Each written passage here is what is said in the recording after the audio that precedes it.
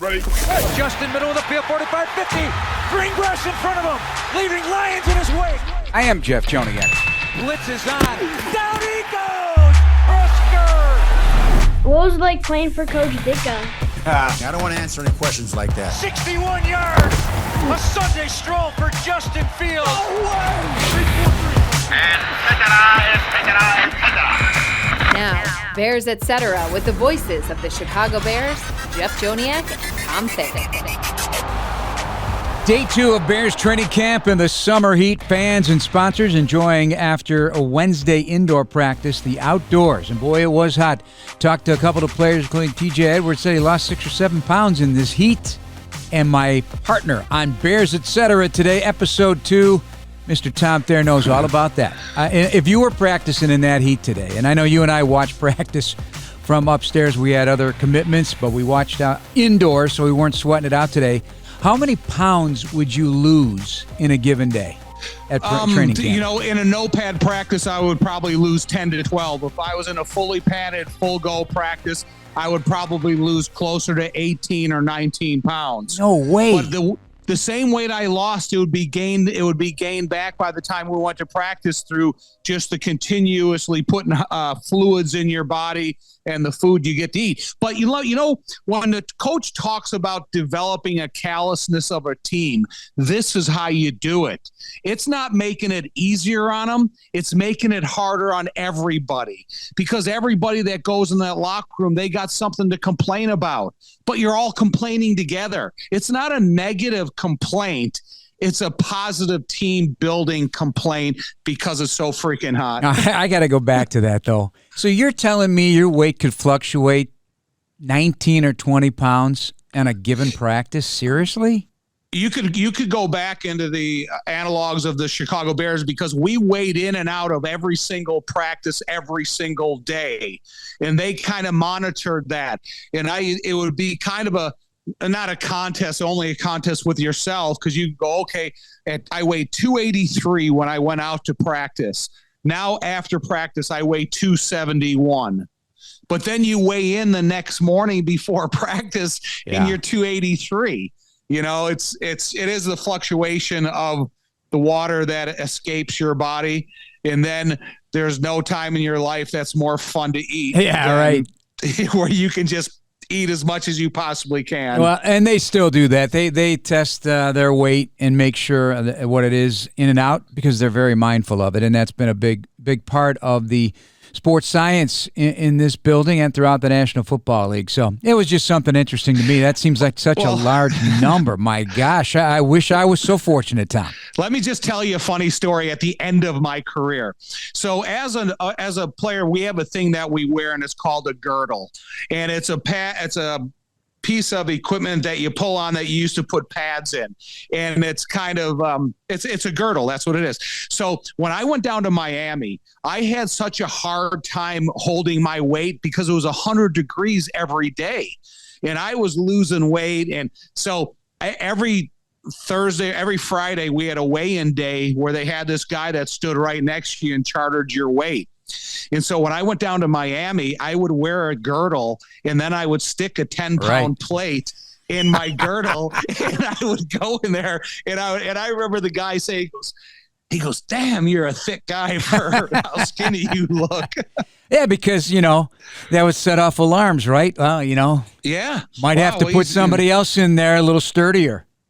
Right. Yeah. And that's again at the end of the season in Miami in those circumstances. Now these guys have a couple days really to fight through, but I think it's a really important part of the team building. Game day snacking calls for good foods. Chunky guacamole made with Hass, avocados, tomatoes, onions, cilantro, and a squeeze of lime juice. It's the perfect snack to watch while the Bears win. Score some today at your local grocery store. Game day is guac day, and day 2 had a lot of excitement that brought with it. We'll recap the first 2 practices, actually. First one was indoors. Because of the weather and the air quality problem. So fans were not able to come on the first day. But, one thing stuck out to me outside of the obvious, and that's DJ Moore and the connection with Justin Fields and the deep ball and their connection. But the attitude of the defense, Tom, fiery. It didn't take much to get him excited indoors. And it was, that's a close quarter, so you really feel them. And it's across the board. The young guys getting into it, and break up a pass, bam, they're getting excited. Loose ball on the field, they're scooping and trying to score, getting excited. Same thing happened at practice again today. That defense is coming in hot right now in terms of their attitude and how they approach things. I'm really impressed with that aspect of it. And, of course, the QB1 and DJ Moore wearing number 2 on your Bears jersey, that's getting a lot of ink right now. Yeah, one thing about the defensive football players, how they're running around, they're kind of an extension of the coaches that they have, because this is a high energy group of defensive coaches that have that expectations of whatever segment they're coaching. So it's nice to see a reflection of the coaches on the practice field, and you get those results of knocking down passes, creating some fumbles, and trying to do what you're supposed to do as a defense. And then on the offensive side of the ball, it's this team is all about growth, recognition, familiarity, making sure the different segments that are growing together become familiar with each other. So when you do hit this thing running at the start of the regular season, everybody's on the same page. And certainly and you mentioned it today, we're going to talk every single day about Justin Fields. And every day can't be a referendum on whether or not he's going to be a superstar or a great starting quarterback or not in the National Football League. And I know it's important for you to evaluate every single pass, including, why it was or wasn't completed. And that can also bear fruit if it doesn't work, right? So, you go back to the drawing board, you adjust, and you get in the same page with your receiver, because there were some drop passes, there were some off-target throws, and they're always going to have that. But everybody's trying to chart every single step in the process. That comes naturally with the quarterback position. It seems like every single play, run or pass, we always look at timing and tempo of the play and then the result of the play. But when you're watching a quarterback, as much as we watch Justin and how much we pay attention to every one of his reps, I'm not gonna be critical of an incompletion. Just like sometimes, you make an easy completion and that's the way the play is drawn up. But I like the fact sometimes there's an incompletion as a result of Justin moving his eyes, changing his sight line, having trust in his arm, having faith in the receiver can catch a late notification of a pass. So it's going to be interesting. And listen, man, this is day 2. Yeah. When we're talking in day 14, 15, when we're doing this podcast, when they're practicing it against Indianapolis, there's going to be a whole different narrative to how we talk about him day by day. Well, we met the fine folks from PNC Bank and some of their clients today in the viewing suite over the practice field. Those are always fun for us. We could tell stories, take questions, and, there is a lot of questions about, where is Justin's development? Where is he at? And a comparison comes up every single time, and you know how I feel about it. They want to make a comparison to Jalen Hurts all the time. Year 2 was big for Jalen Hurts, but year 3 was bigger. Justin Fields, year 2 was big, became a big name because of his legs and some of the big throws he made, but dynamic runner, we know he's got that in his hip pocket to get him out of any kind of trouble, or if he sees an instinctual time to take off and go and make a big play. But everything can't be a comparison to what happened just recently. I know it's easy to do. People like to bring that up because he did have a takeoff year, and he had A.J. Brown coming aboard, just like the Bears now have DJ Moore aboard. How do you frame that, and how do you look at that discussion and those improvements towards somebody like a Jalen Hurts? Well, you look at the Philadelphia Eagles. They spent quite a bit of time building up this roster underneath Jalen to make sure when he got to where they think he can get to, he's going to have a dynamic supporting cast to work with. That's number one. But when you look at the comparisons between Justin and Jalen, first of all, it's the template of each other. They look very similar. They're both great athletes. They both have tremendous arm strength. To me, I still think Justin probably has the upper hand in just natural long ball accuracy. That's the one element of his game I wish and I hope that he can thrive on more with the receivers as they're developing. And then because of Luke Getsy here 2 years in a row, same terminology. And I keep talking about that because this is not terminology that you want to memorize. It's terminology that you want to know like your second language. And that's where Justin has to be able to improve in the knowledge of the system to how it best fits the play called. You know, I had a conversation with Darnell Mooney yesterday, and we got into a little bit about his rehab and how he's coming along and what that journey was like. We're going to get into that a little bit later here in the program. But, you know, on what the goals are, and he said, well, win, but, you know, bombs away. They want to put the ball in the air, and he goes, we are not messing around. That was the quote that stuck with me about Darnell. We are not messing around. That wide receiver room and that relationship with Justin Fields and the work that's already been put in and the work that Justin expects his receivers to put in even after practice with him. It's important. He needs that, and they need him in that regard, and that is something that Justin and Mooney started last year, the year before, working together after practice, last two guys off the field. Well, you know, every quarterback receiver could probably echo those same words that we want to go deep and we want to go deep often. But what's happening on your line of scrimmage? Are you getting the protection that you need in order for the receivers to get in a winning pace versus the defensive back they're facing? Are you running the ball successfully enough with enough influence that you can have play action pass that gets defenses totally off balance, where you can take a shot at a guy that's peeking in the backfield? So, you know, when you look at those receivers out there, and from EQ St. Brown to Claypool to Darnell to DJ and all the other guys. I'm going to leave guys out because there's so many guys out there.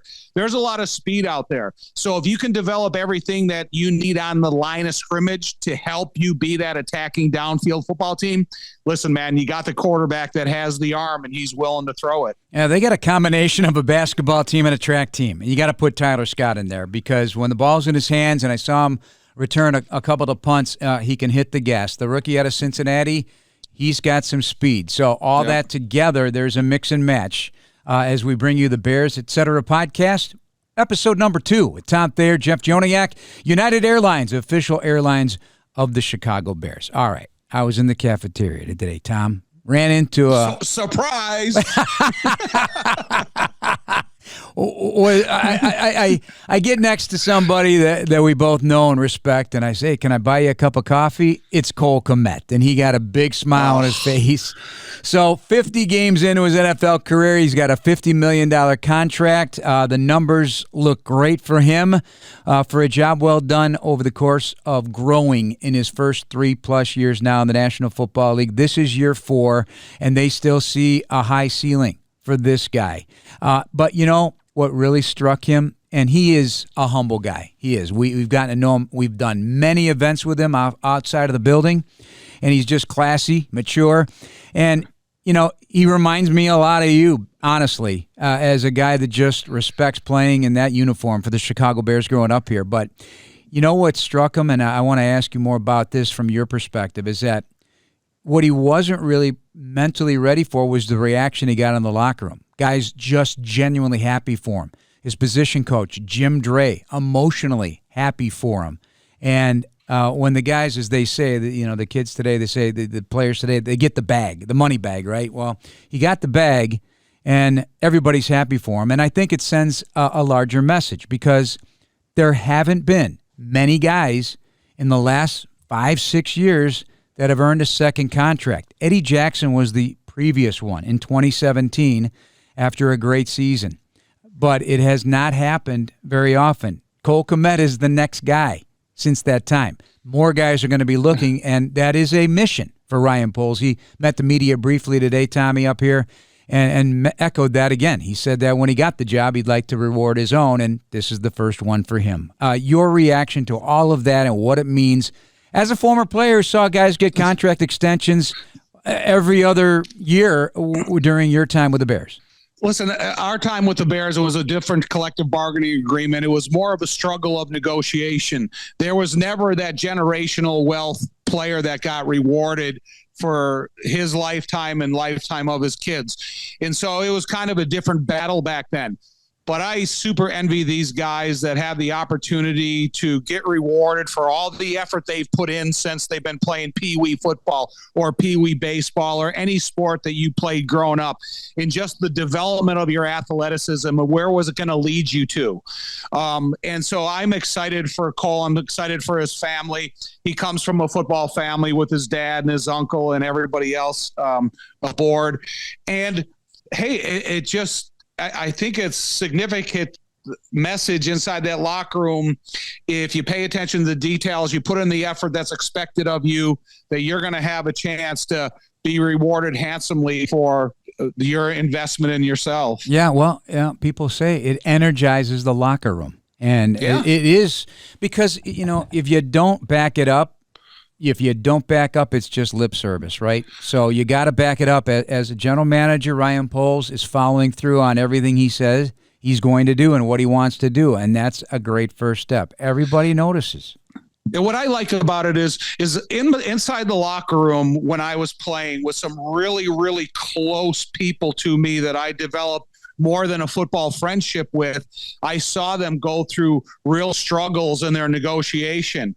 And that's kind of a difficult message to bring down to the locker room. Then some other guys are concerned about it. So when you talk about, Cole for what he's been able to earn and how it lights up the locker room, it does. It sends a great, bright message to, like I said, everybody about their work habits and what they're, how they're going to be rewarded if they do it right. All right, a bit of a quiz for you. So your head coach and Hall of Fame Chicago Bear Mike Ditka, of course, helped revolutionize that position. Of course, you look to guys like John Mackey and some great tight ends over the history of the National Football League in the early days, but I believe Ditka was the first to go to the Hall of Fame at the tight end position.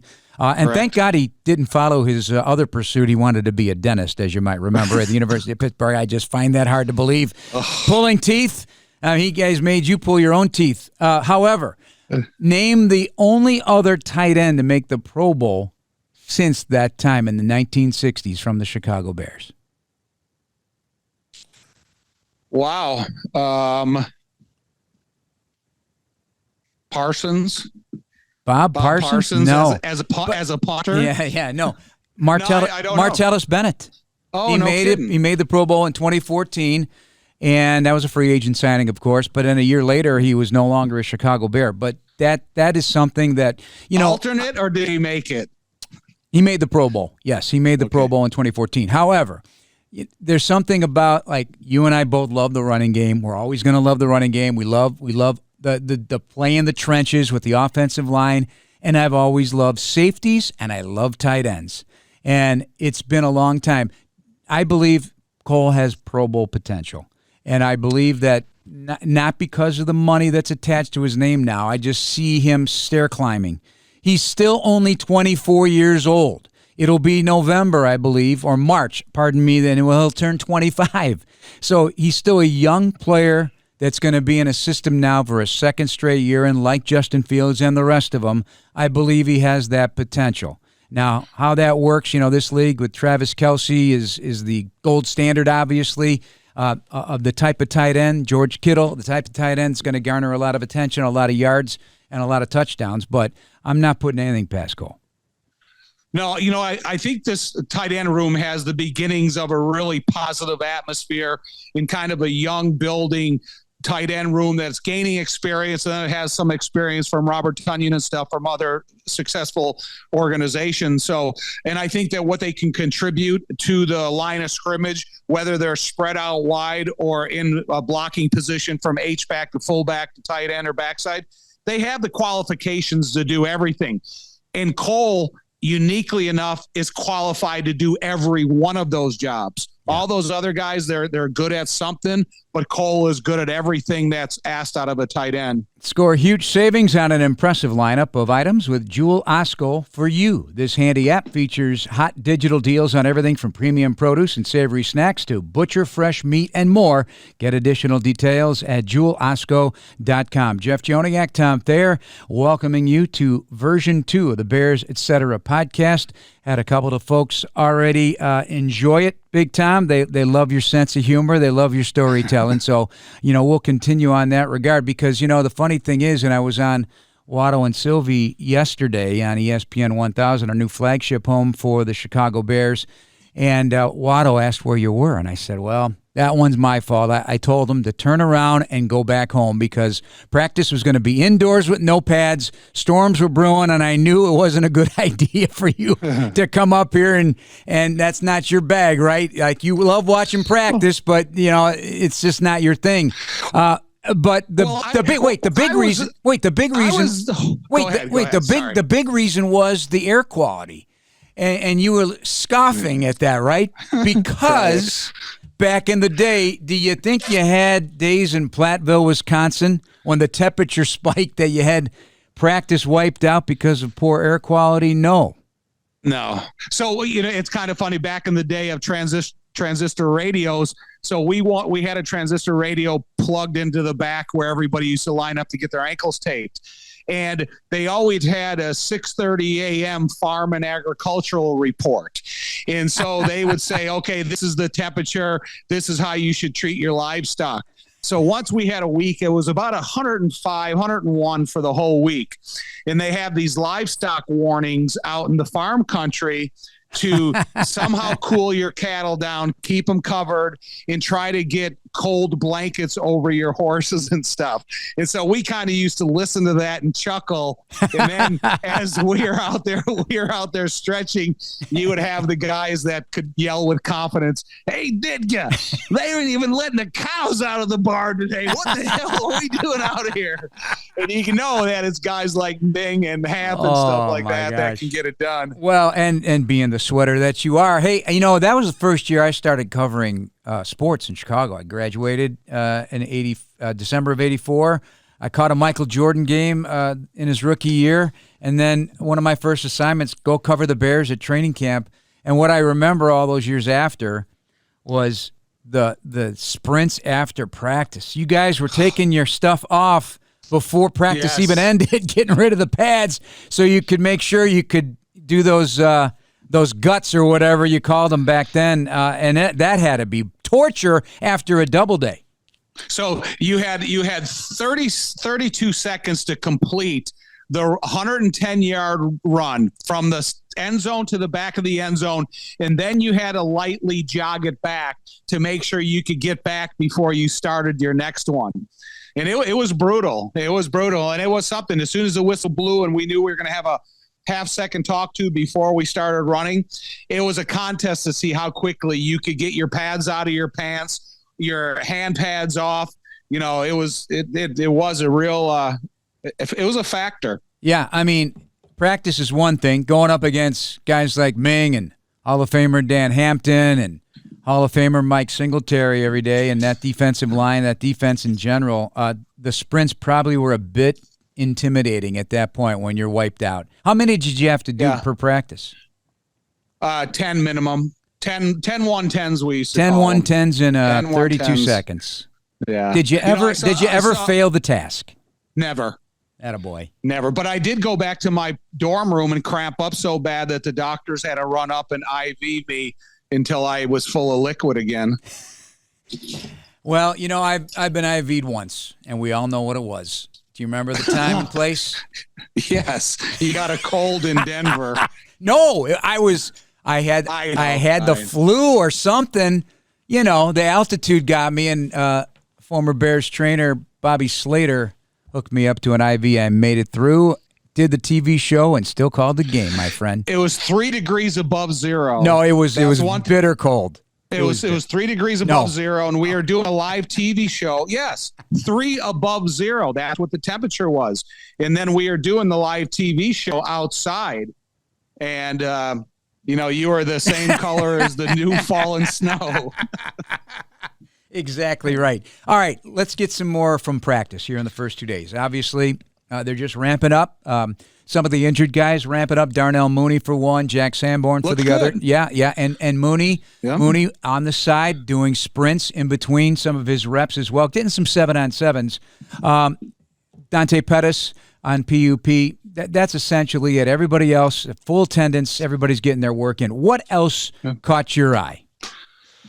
You know what's catching my eye is athleticism on their feet of the front seven. Mm-hmm. And they have different combined packages with the defensive line that they brought in, the free agents, the guys they have with experience in the right position. And then you kind of look at the linebackers and how they're flowing accordingly.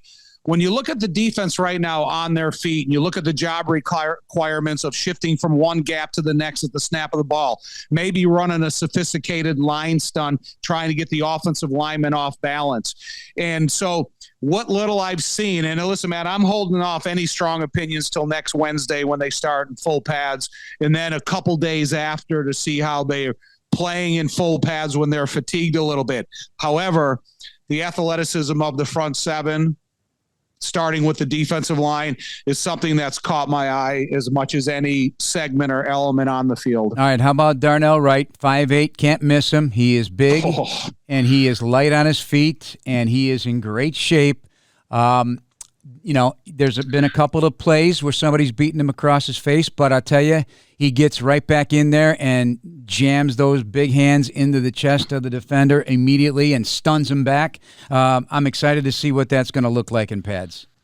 A couple things that I've taken from the offensive line. First of all, that dude is a monster. Yeah. He is a big man. When you look at him from the end zone shot from behind the offense, you can see who's the widest guy on the line. And then you look at it from the defensive perspective, from looking at him, he dwarfs whatever defensive lineman he's playing against at the time. And what he's doing, how creative his feet are, his, like I keep saying, his bendability, his hand strike is all good. Again, let's wait till the first team. This is my takeaway from that, though, Jeff. Yeah. If you look at the offensive tackle, Braxton Jones and Darnell, you got really two bookends that can be there forever. However, this year in development of the offensive line, I think the two most important positions are going to be the offensive guards. And you have Nate Davis taking a rookie in his hip pocket and kind of teach him the intricacies of getting ready for 17 games, how you play the position, what you could do to an opponent to maybe get them off balance on a specific type of play. And then you look at Tevin Jenkins, what he can ultimately develop into at the offensive guard position. He could be really powerful. Now, if he can become that guy that's set in place now for the next 6 or 7 years, and you talk about he and Braxton, how they can grow together, that's why I say the offensive guard position right now going into the season is as important as any position on this team. Well, interesting. We're going on the interior because they're talking about it the same way on the defensive front. Because the defensive tackles, we talked to your good friend and former teammate Leslie Frazier on our Bears weekly show on ESPN 1000 a couple of weeks ago after his Hall of Fame induction into the Black College Hall of Fame. And he said, hey, I think it was you. You asked him, hey, if you're starting a defense from scratch, where do you start? He said, the interior defensive line, defensive tackles to collapse that pocket, push it. And that's what we've heard from Matt Eberflus. Get the quarterback flush to the edge guys so they have a shorter path to the quarterback. And so are we going to be looking at the defense the same way as you're looking at the interior guards? Yes, but the movement and athleticism of defensive line is always more confusing to an offensive line who knows they have a stationary target right in front of them. And if I get my hands on them, I'm going to create a stalemate or win the battle. If you can get a defensive line, like I said, is very athletic on their feet, you're going to get offensive linemen. They're going to be reaching for them, getting themselves out of position, getting their head too far in front of their feet, and the defense will create some openings for themselves. And when you look at what an offensive line's going to do, it's, I think we're going to see some great battles up there. But if you think of the Bears, when we were talking to Leslie in 1984, they go to the NFC Championship game, get beat. And then who's the first person they draft in 85? It's William Perry. So you got Steve McMichael and Dan Hampton that are, two all pros, not Pro Bowlers, they're all pros. And then you bring in a fridge, so you can never have enough. Our Bears Etc. podcast is brought to you by PNC, official bank of the Bears. Jeff Joniak, Tom Thayer. A few more moments to break down the first couple of days of practice and look ahead. I want to talk about that secondary buzzing around. I spoke today about this, seeing number 9 out there on the practice field with no pads, and he still looks like a beast, and that is Jaquan Brisker. When you throw in Kyler Gordon, now just going to focus solely on that nickel spot and able to move and get in the way and be that irritant in one of the most important positions, obviously, in the nickel.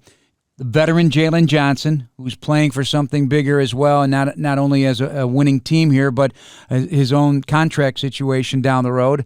And then Tyreek Stevenson, it's not too big for this rookie. He is in there, and he's got some big paws, and he's a gutsy player. I could tell. He's confident.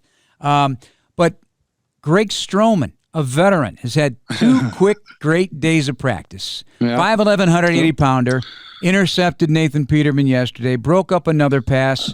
I think he had another breakup today. Played the final couple of games for the Bears last season against that Viking team. He had 8 tackles and a pick. I remember that. But a late addition last season as he was recovering from injury. That secondary has some layers to it. And what do you think? It needs layers because they have to contribute on special teams if they're a part of the layers. However, when you look at 2 guys, Brisker and Gordon, if you have Gordon playing one position and mastering one position, and then you have Brisker that can play at near the line of scrimmage and even deep, then you're talking about playing multiple defenses, being able to be confident in a lot of different fronts up front because you're certain about your talent behind you. All right, I'm keenly interested in the punt return game. Now, we both know, and you've said it, you pointed it out before anybody, that Dante Pettis is the cleanest hands in the punt game that you can possibly find. He's smooth as can be, outstanding at it. But you gotta give a longer look at Velus Jones. His ability to break it big. We saw what he does when he gets the ball in his hands and he has space to run. He's going to run away from you. So he had 2 muff punts in his 5 punt returns last season. It came in close proximity in the weeks that he did do that, and that yanked him from that. I think he worked extremely hard in this offseason. I'm told he had hundreds and hundreds of punts that he was fielding in that off period between the end of veteran minicamp and the start of training camp. Are you open to a second chance here for Velus Jones to try and win that job, not only as a kick returner, but as a punt returner? 100%, because I don't have to teach him courage. He has all that you need. He's seen it take big hits. It's about ball security, making sure that when you're in a position where you're going to catch it, that you have that good, confident, comfortable catching position. That's first and foremost. Anything else beyond that is going to fail, because if you don't catch it, you're not going to be able to return it. So I have all the faith in the world that Velus, if he has that high level of desire and he understands the competitiveness of this football team and how it's growing, this is where he wants to be. This is why he was drafted here. But just make sure, secure the catch, and everything else will work out. Right, now I want to ask you about his offensive ability, because everybody keeps saying, well, he's going to be a good gadget guy, and he did show that on occasion with the fly sweep. He did have a big play offensively last year on a 44-yard reception. But if you're only going to use him as a gadget, everybody knows it when he's out there then. Do you see room in this receiving core now with all the new additions and the developments that we have seen here in the early stages of the 2023 Bears? Because you only have so many guys in this league with game-breaking speed that can really turn a short catch into a big play. The first thing I would challenge, and I would ask them to be above and beyond the call of duty, is an outside blocker. If he could go down there and give the attitude of a Dennis McKinnon, McKinnon put the fear of God in defensive backfields because he was such a vicious blocker. If Velus could go out there and kind of put 1 or 2 of those on display in the preseason or early in the regular season, now they're going to be thinking about his blocking instead of his gadgetry. So let him go out there, let him have a couple immediate blocks on bubble screens and stuff, and I think you'll start getting a different feeling for what he's capable of doing. Our Bears Etc. podcast is brought to you by United Airlines, official airlines of the Chicago Bears, and Miller Lite, the official beer of the Chicago Bears. Tastes like Miller time, Tom. Chicago. Any final thoughts before we wrap up version 2? We're going to do this twice a week during training camp, and throughout the season. So we'll have a lot more discussion. But any final thoughts from what you've seen here in the first couple of days and what your hopes are for the remaining practices this week? No, like I said, I'm here to get to next Wednesday, and I'm going to talk about the no padded practices, and it does give you an opportunity to look at some of the new players they brought aboard. But my football is kind of on hold until next Wednesday.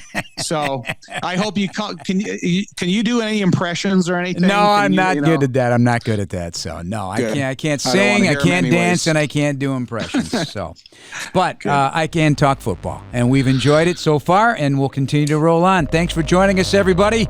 We'll talk to you next week. For Tom Thayer, I'm Jeff Joniak. This has been Bears Etc. Thanks for joining us.